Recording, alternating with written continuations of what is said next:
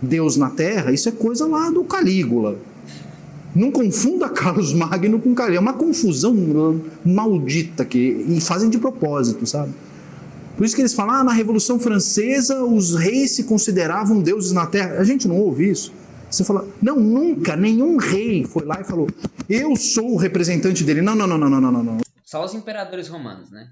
Os imperadores romanos se consideravam deuses na Terra.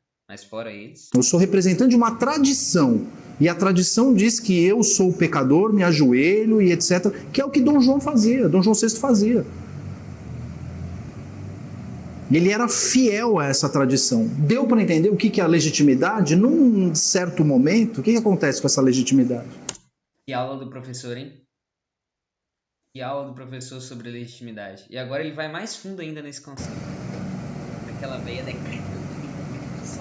Aqui é o pulo do gato. O mosquito. Ainda é assim? Não podia faltar no Nordeste. Imperadores romanos.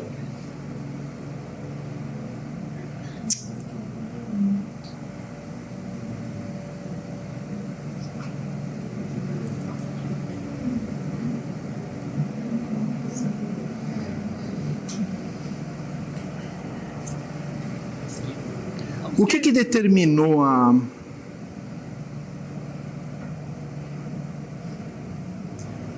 determinou a ideia de que Jair Bolsonaro tem uma legitimidade? Qual que era a legitimidade antes? No Antigo Testamento era, Jeová.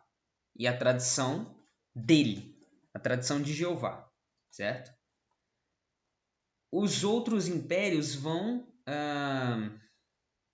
tentar imitar esse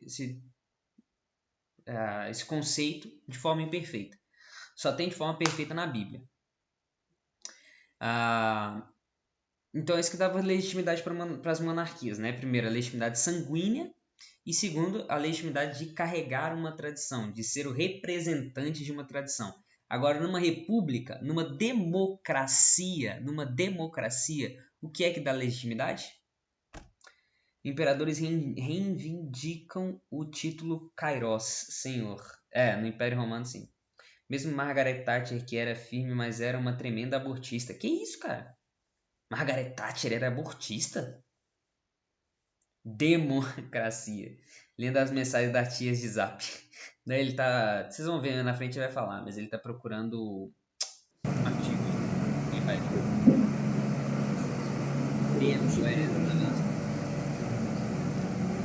Não. São os 50 milhões de votos. Esse é o conceito de legitimidade. Isso dá legitimidade na democracia. Voto. O voto da massa é o que dá legitimidade na democracia, numa república. Jair Bolsonaro é legítimo porque ele recebeu 57 milhões de votos. Não tem nada a ver com isso aqui. Isso aqui é uma desculpa para eu justificar os 57 milhões de votos. Logo, quando o próprio presidente da República fala eu fui eleito no primeiro turno, o que ele está fazendo? Ele está aumentando a legitimidade dele e questionando o meio, o veículo. Na medida em que ele... Por quê? Quanto mais legitimidade você tem, mais poder você tem. Se você é um cara repleto de legitimidade, você pode dissolver o STF, você pode dissolver o Congresso da forma que você quiser.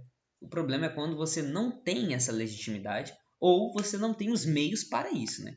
Agora, dado um certo momento, o Jair tinha a legitimidade e os meios para. Por que ele não fez? Fala, ou o Aécio na época falava, Dilma não foi eleita, a eleição foi fraudada. Ou o Trump fala, a eleição dos Estados Unidos foi fraudada. Biden não recebeu essa quantidade de votos. Eu recebi mais, porque teve fraude no estado XYZ. O que ele está falando? Que o Biden está lá de maneira ilegítima. Ele não está preocupado com a questão jurídica. Ele está preocupado com uma questão que está acima. Ele está questionando a legitimidade daquele governante naquela posição específica. Logo, a legitimidade deixa de ser uma tradição e passa a ser o quê? Antes, o que era legitimidade? Foi o que eles falaram ali, tradição. A tradição dava legitimidade. Uma tradição sanguínea e também uma tradição de valores, né, de princípios. Se confirmasse o primeiro turno, o Centrão teria menos poder. Talvez a pauta conservadora tivesse mais chance. Sim, o Kratos. E, cara, o Jair falou que tinha as provas na mão, cara. A questão é o que eu tô falando. Em um certo momento, eu acredito sim que ele tinha a legitimidade, porque o povo. Mano, até os caras de esquerda não aguentam o STF. Até a esquerda não aguenta o STF. Se você chegar para um esquerdista, se você chegar para um petista e falar assim: oh, o que você acha da gente mudar o STF? Ele vai falar assim: top, quero agora, hoje. Entendeu? Se chegar para um cara de centro, se perguntar assim: o que você acha da gente mudar o STF? Ele fala assim: top, quero agora. Ninguém aguenta o STF. Ninguém aguenta o STF. Só os bolsonaristas retardados que falam que o Cássio é top. Entendeu? Mas fora isso, fora esse retardado, ninguém gosta do STF, cara. Entendeu? Ninguém. É só um nego maluco que gosta do STF. Entendeu? Então, dado certo momento, ele tinha a legitimidade e ele tinha os meios para. Ele tinha os meios para. Por que ele não fez? Exatamente. É uma convenção. Porque, ô Rui, quando, por exemplo, tá? Se o Jair falasse que ele ganhou no primeiro turno com, sei lá, 70% dos votos, ok? 70% dos votos. Ele ia ter muita legitimidade. E ele ia poder pressionar. E o pressionar aí não é o pressionar... tá, não é pressãozinha. É fazer o seguinte, queridão, ou é o que eu quero ou você vai pra cadeia.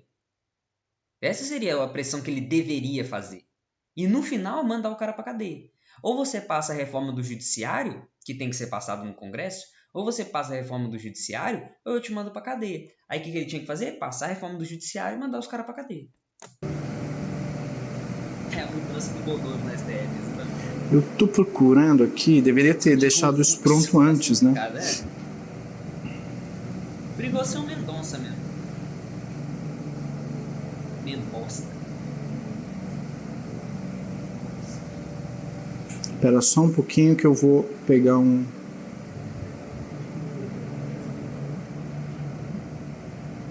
Eu queria ler um trecho da Carta aos Brasileiros do...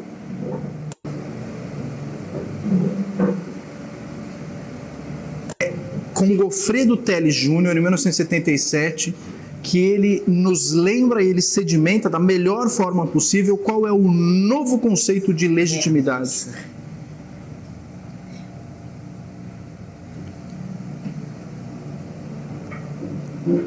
Tá ruim aqui.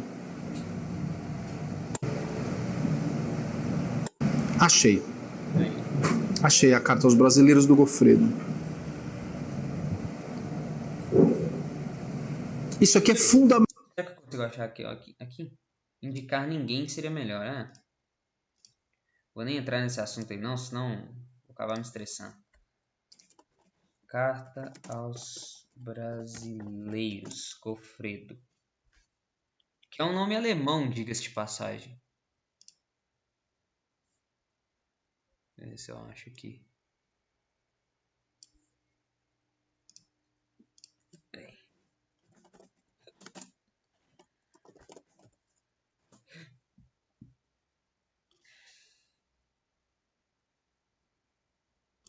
Acho que eu achei, rapaziada. Pera aí. Abre. Programa do treino que eu abri.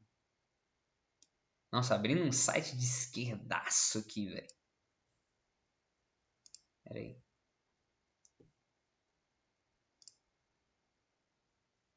Aqui, ó.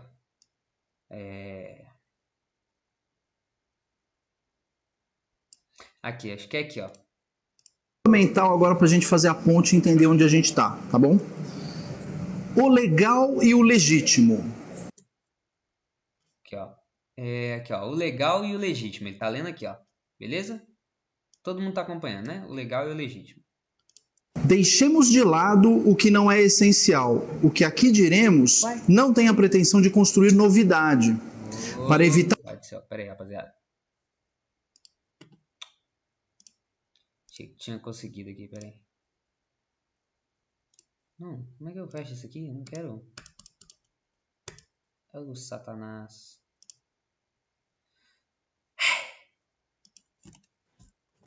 Peraí. 27 anos de pura mudança. Caraca, eu não consigo abrir o PDF, mano.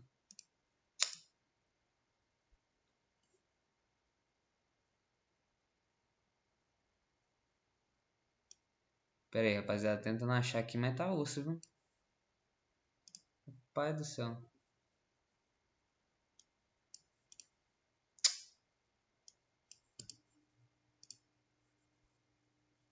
Ah, aqui, ó. Ver material completo. Crie seu perfil e veja material. Putz, meu senhor amado. Eu tenho que me cadastrar no negócio pra poder ver o material. Aqui, acho que achei. Oxi, só tem o índice. A capa e o índice. Bacana, hein? Meu Jesus amado. Acho que eu vou deixar esse tempo pra lá, hein? Deixa esse tempo pra lá, rapaziada. O Evandro tá lendo aqui, vocês acompanham com o Evandro aqui. Legal e o legítimo. Deixemos de lado o que não é essencial. O que aqui diremos não tem a pretensão de construir novidade. Para evitar interpretações errôneas, nem sequer nos vamos referir a certas conquistas sociais do mundo moderno. Deliberadamente, nada mais diremos do que aquilo que, de uma ou outra maneira, vem sendo ensinado ano após ano nos cursos normais das faculdades de Direito. E não transporemos os limites do campo científico de nossa competência. Partimos de uma distinção necessária. Distinguamos entre o legal e o legítimo. Toda lei é legal, obviamente, mas nem toda lei é legítima. Sustentamos que só é legítima a lei provinda de uma fonte legítima. Das leis, a fonte legítima primária é a comunidade que as leis dizem respeito. É o povo ao qual elas interessam. Comunidade e povo, isso aqui é um trocadilho que ele usa, um cara chamado Ferdinand Tönnies. Ferdinand Tönnies foi um sociólogo do fim do século XIX, que escreveu um livro chamado Gemeinschaft und Gesellschaft. Essa distinção entre comunidade e sociedade é o Tönnies que faz. E ele usa isso aqui para distinguir comunidade de povo.